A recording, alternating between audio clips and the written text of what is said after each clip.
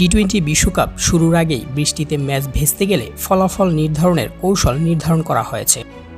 ১৯ June থেকে শুরু হচ্ছে সুপার ৮ পর্বের খেলা। গ্রুপ পর্বে কয়েকটি ম্যাচ বৃষ্টির বাগড়ায় পরিত্যক্ত হয়েছে। সুপার ৮-এও রয়েছে একই সংখ্যা, এমনকি টাইগারদের ৩টি ম্যাচেও হানা দিতে পারে বৃষ্টি।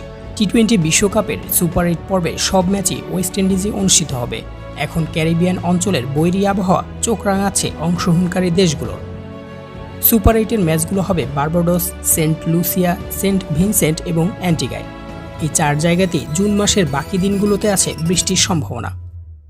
স্থানীয় আবহাওয়া দপ্তর সূত্রে জানা গেছে, ব্রিজটাউনের আকাশে আগামী কয়েকদিন ঘন কালো মেঘ থাকবে।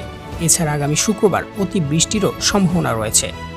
ওই দিন সেখানে ম্যাচ খেলবে ভারত আফগানিস্তান। এছাড়া বাকি ভেন্যুগুলোতে আগামী এক সপ্তাহ বৃষ্টির জোর সম্ভাবনার কথা জানাচ্ছে পূর্বাভাস বিষয়ক ওয়েবসাইট অ্যাকুয়েদার। বৃষ্টিতে ম্যাচ ভেসে গেলে কি হবে? চলতি বিশ্বকাপে কেবল ২টি ম্যাচের জন্য রিজার্ভ ডে রাখা হয়েছে। ম্যাচ দুটি হচ্ছে প্রথম সেমিফাইনাল ও ফাইনাল।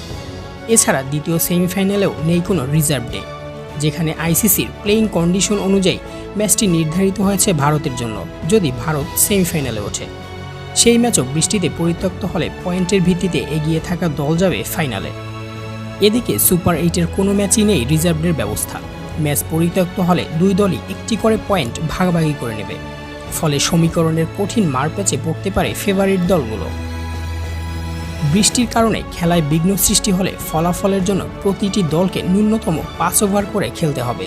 তবে সেমিফাইনাল ও ফাইনালের জন্য সেটি হবে ১০ ওভার। রিজার্ভ ডে নেই এমন ম্যাচে নির্ধারিত ৫ ওভারের খেলা আবহাওয়ার জন্য শুরু আর না করা গেলে ডিএলএস পদ্ধতিতে জয় পরাজয় নির্ধারণ করা হবে। প্রসঙ্গত ২০ দল নিয়ে শুরু হওয়া টি-২০ বিশ্বকাপে টিকে আছে আর ৮টি দল, যাদের নিয়ে বুধবার থেকে সুপার ৮ রাউন্ড শুরু হবে। এই পর্বে ১ নম্বর গ্রুপে বাংলাদেশ সহ আছে ভারত, অস্ট্রেলিয়া ও আফগানিস্তান। এছাড়া ২ নম্বর গ্রুপ থেকে সুপার ৮ খেলবে দক্ষিণ আফ্রিকা, ইংল্যান্ড, ওয়েস্ট ইন্ডিজ ও যুক্তরাষ্ট্র। এর আগে বৃষ্টির কারণে গ্রুপ পর্বের ৪টি ম্যাচ পরিত্যক্ত হয়েছে।